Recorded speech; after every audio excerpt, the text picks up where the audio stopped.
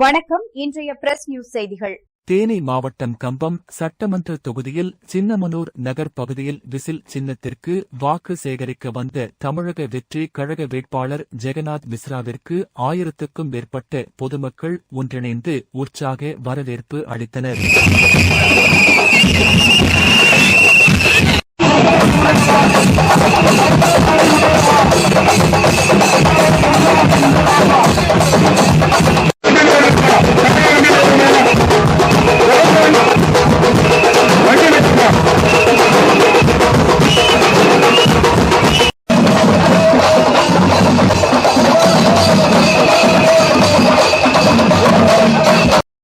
தேனி மாவட்டம் கம்பம் சட்டமன்ற தொகுதியில் தமிழக வெற்றி கழகத்தின் வேட்பாளர் ஜெகநாத் மிஸ்ரா விசில் சின்னத்தில் போட்டியிடுகிறார்.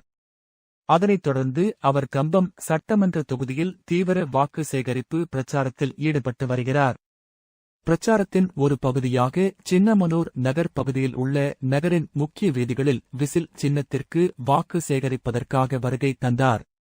சின்னமனூர் புதிய பேருந்து நிலையம் வருகை தந்த அவருக்கு அவர் எதிர்பார்த்திராத வகையில் 1000க்கும் மேற்பட்ட பொதுமக்கள் மற்றும் தமிழக வெற்றி கழக தொண்டர்கள் திரளாக கலந்து கொண்டு மயிலாட்டம் ஒயிலாட்டம் மற்றும் மேளதாளம் முழங்க மலர் மாலை அணிவித்தும் மலர் தூவியும் வரவேற்றனர்.